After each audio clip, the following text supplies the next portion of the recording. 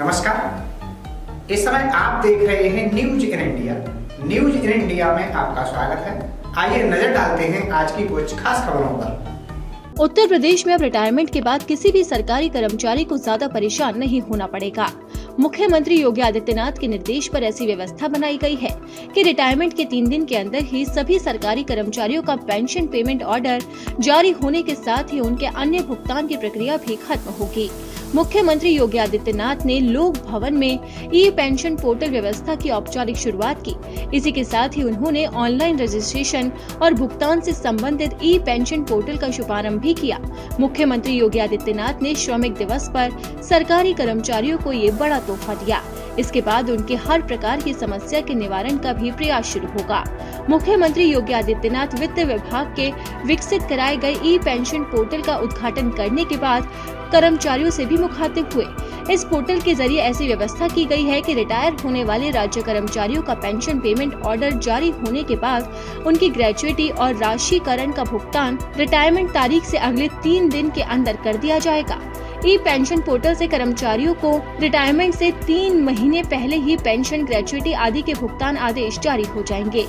Pensioners को अपनी पहली पेंशन के भुगतान के लिए कोषागार में व्यक्तिगत रूप से उपस्थित होने की जरूरत भी नहीं होगी।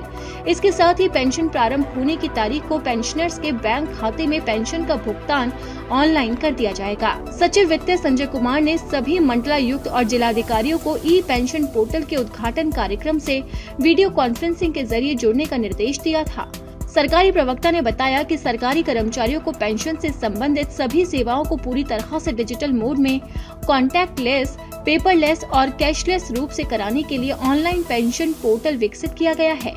इसमें व्यवस्था है कि रिटायर होने वाले सरकारी कर्मचारी को अपने रिटायरमेंट के 6 महीने पहले ऑनलाइन आवेदन करना होगा। ऑनलाइन सेवा पोर्टल epension.up.nic.in के तहत PPO जारी होने के बाद ग्रेच्युटी राशिकरण का भुगतान कर्मचारी के रिटायरमेंट तारीख के बाद 3 कार्य दिवसों में हो सकेगा। तय तिथि पर पेंशनर्स के बैंक खाते में पेंशन का भुगतान भी ऑनलाइन हो जाएगा। इसके तहत कर्मचारी को उनके लॉगिन आईडी बन जाने के 1 महीने के अंदर यूनिक एम्प्लॉय कोड और पंजीकृत मोबाइल नंबर का इस्तेमाल कर ई पेंशन पोर्टल पर प्रदर्शित हो रहे फॉर्म को ऑनलाइन भरना होगा। इस दौरान अपने सेवा संबंधी अभिलेख पोर्टल पर अपलोड भी कर सकते हैं। सबमिट किए गए फॉर्म को वो 1 महीने के अंदर पेंशन पेमेंट ऑर्डर जारी करने वाले अधिकारी को फॉरवर्ड करेगा। अधिकारी से पेंशन प्रपत्र प्राप्त होने पर 1 महीने के अंदर पेंशन पेमेंट ऑर्डर जारी करने वाले अधिकारी की ओर से PPO जारी कर दिया जाएगा। PPO जारी होने के बाद ग्रेच्युटी और राशिकरण का भुगतान रिटायरमेंट तिथि से अगले 3 कार्य दिवसों में और पेंशन प्रारंभ होने की तारीख को पेंशनर्स के बैंक खाते में पेंशन का भुगतान ऑनलाइन हो जाएगा। प्रथम भुगतान के लिए कोषागार में व्यक्तिगत उपस्थिति जरूरी नहीं होगी। वित्त विभाग ने चिंता की। अपर मुख्य सचिव वित्त और उनकी टीम ने पोर्टल विकसित किया और आज प्रदेश के लाखों कार्मिकों के जीवन में एक परिवर्तन लाने वाला एक ऐसा अवसर हम सबके सामने है। आपने देखा होगा 31 मार्च को जो लोग रिटायर हुए, ऐसे 1220 कार्मिकों का भुगतान उनके खाते में सीधे ऑनलाइन चला गया है। आने वाले समय में किसी भी रिटायर होने वाले कर्मचारी को कहीं भी परेशान होने की आवश्यकता नहीं। 6 महीने पहले रजिस्ट्रेशन करना है और रजिस्ट्रेशन करने के बाद डीडीओ इस प्रक्रिया को आगे बढ़ा करके 30 दिन के अंदर पूरी जानकारी जो भी उन्हें लेना है वो जानकारी लेगा।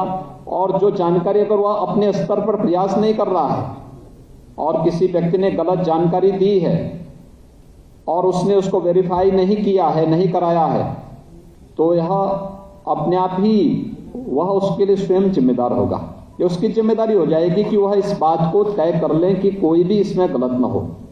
डीडीओ के बाद पीपीओ के पास वो कार्रवाई के लिए जाएगा। पीपीओ के बाद फिर पेंशन 3 महीने पहले आपके पास आ जाएगा कि आपके पेंशन के कागज अब हो चुके हैं। नहीं तो होता क्या है, कोई कर्मचारी रिटायरमेंट के पास जाता है तो अंतिम 6 महीने तो वह रिटायरमेंट के पहले कागज, रिटायरमेंट के कागज बनाने में लगाता है।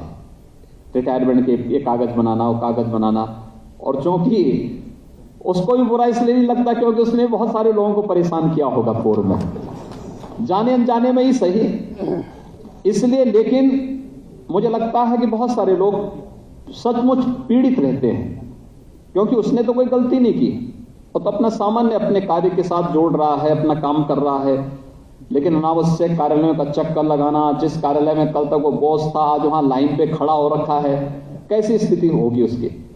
आपकी इस पूरी परेशानी को समाधान करने का एक माध्यम बनाया है यहां पर वित्त विभाग ने, और अभी तो यह उत्तर प्रदेश शासन के